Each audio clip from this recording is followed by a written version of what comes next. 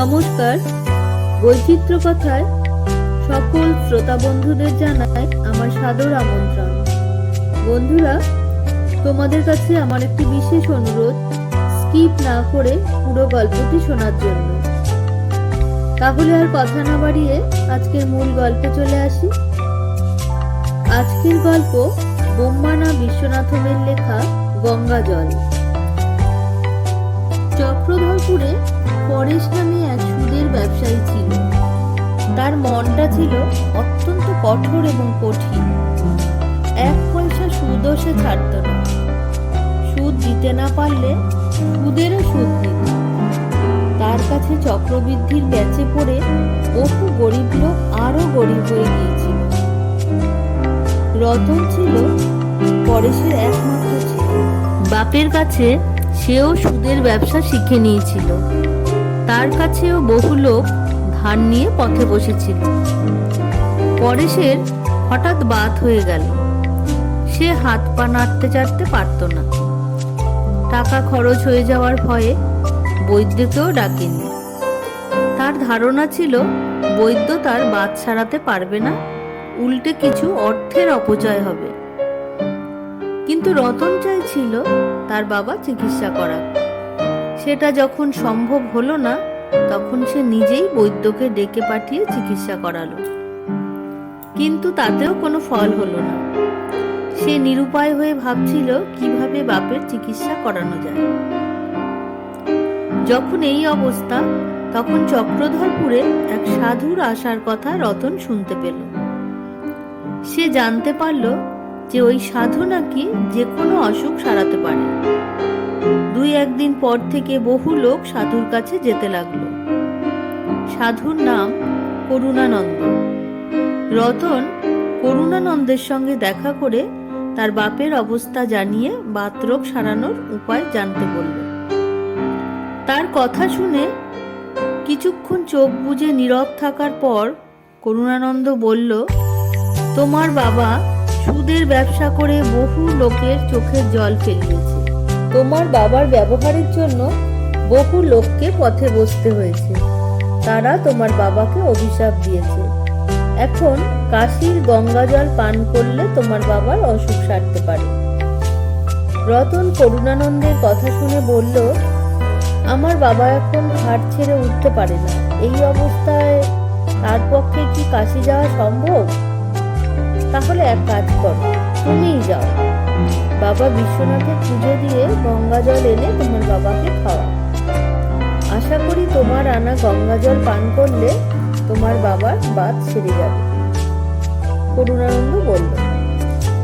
রতনের কাশী যাওয়ার কথা শুনে খরচ হয়ে যাওয়ার দুশ্চিন্তা পেয়ে বসলো তার বাবা। পরেশ টাকা পয়সার কথা না তুলে ছেলেকে বলল, আমি ঘাট থেকে উঠতে পারছি না, এই সময় তুমি আমাকে ছেড়ে কাশী চলে যাবে? তাছাড়া দেনদারদের কাছ থেকে টাকা পয়সা আদায় করবে কি? দেখো বাবা, তুমি কত যে ঘোরাঘুরি করতে, তুমি আজ ঘাট থেকে উঠতে পারছো না। তোমার এই অবস্থা আমি দেখতে পারি না। তোমাকে সারিয়ে তোলার জন্যই আমি কাশী যাচ্ছি, বলে রতন কাশী চলে গেল। রতন কাশীতে গিয়ে সাধু করুণানন্দের কথা মতো সব কিছু করে তামার পাত্রে গঙ্গা জল নিয়ে ফেরার পথ ধরল। অনেক দূর হাঁটার পর একটা ভূত তার সামনে হাজির হয়ে কি যেন বলতে গেল। হঠাৎ সামনে ভূত দেখে রতন ভয়ে কাঁপতে লাগলো। ভূত তাকে বলল, তুমি ভয় পেও না, আমি কারো অপকার করি না। তুমি কি আমার কাছ থেকে কোনো সাহায্য চাও? তার কথা শুনে রতনের ভয় কিছুটা কমলো। সে বলল, তুমি আমাকে কি আর সাহায্য করবে? আমি আমার বাবার রোগ সারানোর জন্য কাশী থেকে গঙ্গা জল এনেছি। এই কথা শুনেই ভূত রতনকে নমস্কার করে বলল, হে মানবোত্তম, দয়া করে কিছু গঙ্গা জল আমাকে দাও। ওই গঙ্গা জল পেলে আমি অভিশাপ মুক্ত হব। আমি অনেক খরচ করে যে গঙ্গা জল নিয়ে ফিরছি, সে জল তোমাকে দেবার জন্য নয়। এখন পথ ছাড়ো, বলে রতন এগিয়ে গেল। ভূত তার পেছনে পেছনে যেতে লাগলো। যেতে যেতে বলল, গঙ্গায় চান করে পুজো দিয়ে তুমি কাশি থেকে গঙ্গা জল নিয়ে ফিরছ, তুমি পুণ্যবান। তোমার পায়ের ধুলোর ছোঁয়া পেলেই হয়তো আমি অভিশাপ মুক্ত হব, বলে রতনের পদচিহ্ন যেখানে পড়েছিল সেই জায়গা থেকে ধুলো তুলে নিয়ে চোখে ঠেকিয়ে মাথায় ছড়িয়ে নিল ভক্তি ভরে।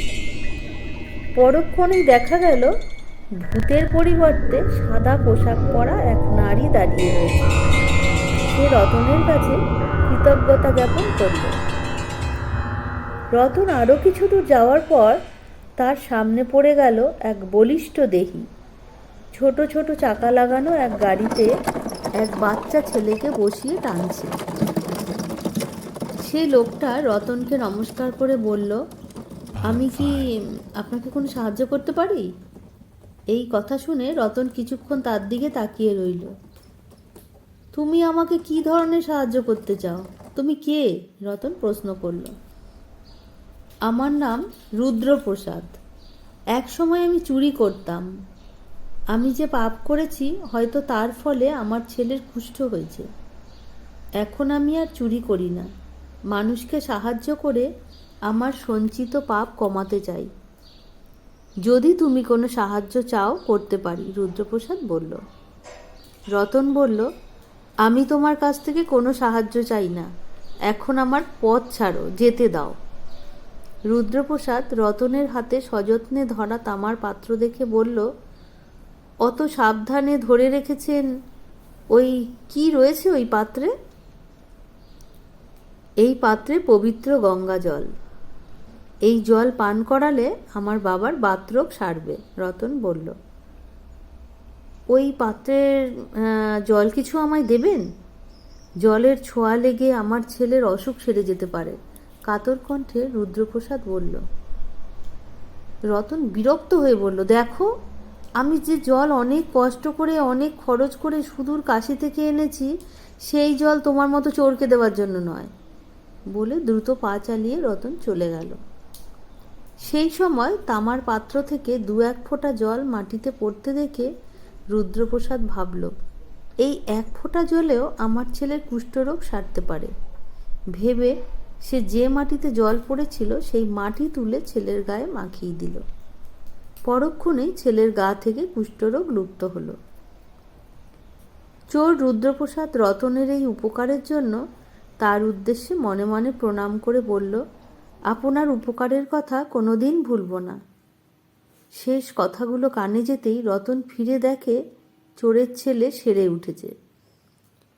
রতন বাড়ি ফিরে পথে যা ঘটেছিল তা শুনিয়ে শেষে বলল, জানো বাবা, কাশীতে গঙ্গায় স্নান করার ফলে আমার যথেষ্ট পুণ্য অর্জিত হয়েছে।